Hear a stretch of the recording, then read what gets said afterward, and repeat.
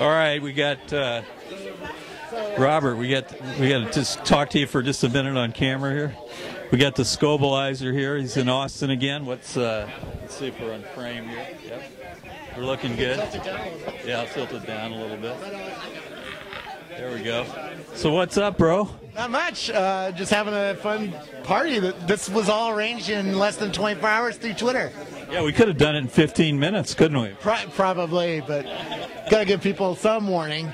So what's on the agenda this time in Austin, or no agenda? Well, this afternoon, Rackspace acquired 2 companies, and they invited us to the press conference, and we thought we'll come down as they sponsor my show. So got to keep the sponsors happy going into the recession, right? Right. So they're doing cloud computing, providing clouds for people. Do you grep that? They're competing with Amazon's web services. So there's a lot of businesses who are using these new cloud systems to build websites and host files and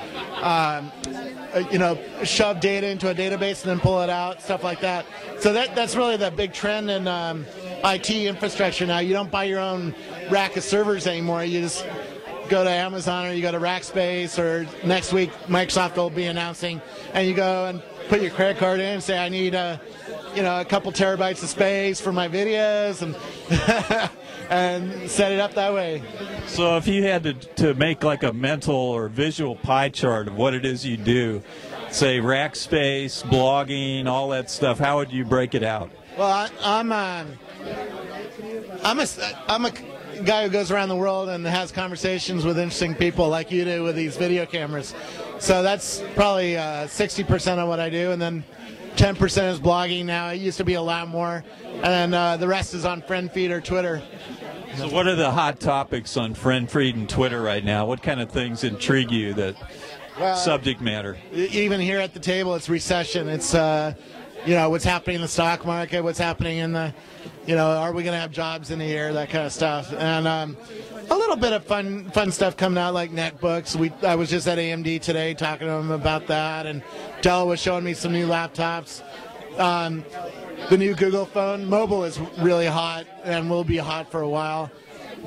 So the Google phone was the hot thing of the last couple of weeks in terms of a new toy that everybody's trying to figure out what it does. But yeah, what else is out there? Yeah, Austin. Hey, Austin Aaron again. Listen, man, I got one question to ask you, brother.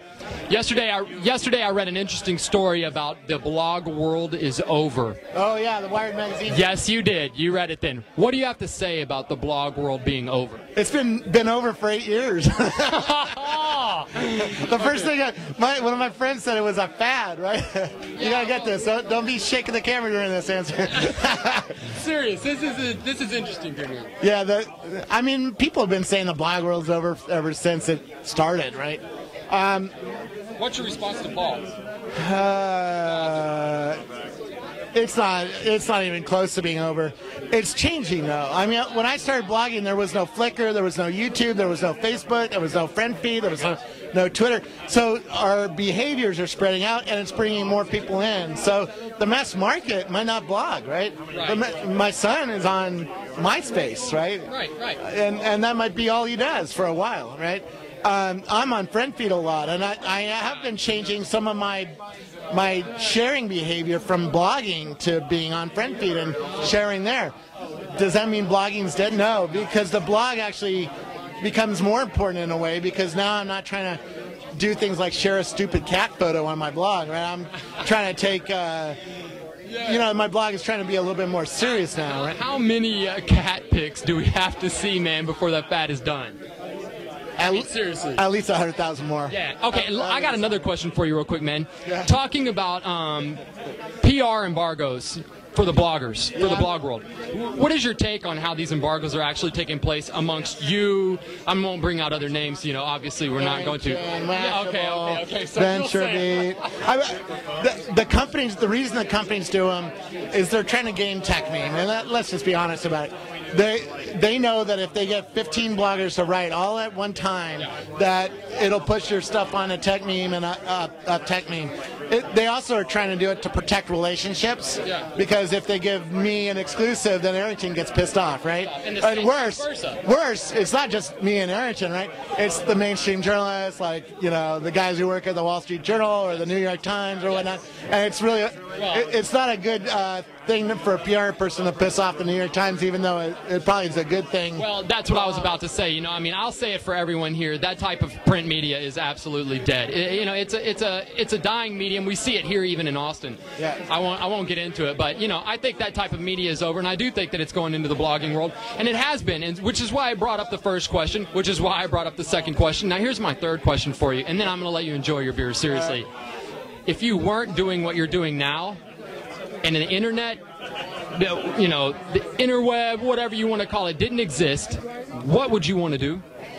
I mean, I'm serious. If none of this actually existed, where would you be? Well, back in the 80s, none of this existed, and I was a geek who liked, talking about cameras. I sold cameras and video and audio gear, and was a computer geek even in the 80s before we had the internet. So I'd still be an enthusiast about technology, using technology in some weird way, and hanging out with the geeks who are building the shit that changes the world. I mean, for fans, and it's exactly what you have, an ass load of fans, man.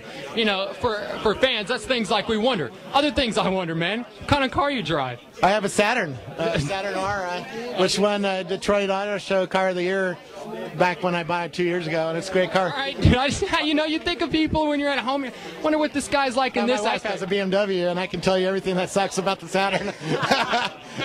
Yo, GM could do a lot of things better, but I mean, for a $28,000 car, it's a good car, right? Yo, I know it's not pertinent. I just had to ask. Yo, Scoble, thanks a lot, brother. We appreciate it, man. Enjoy your beer, man. At Austin Aaron, Robert Scoble. Tell me who doesn't rule.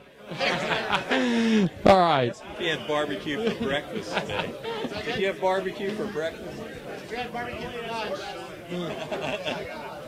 All right.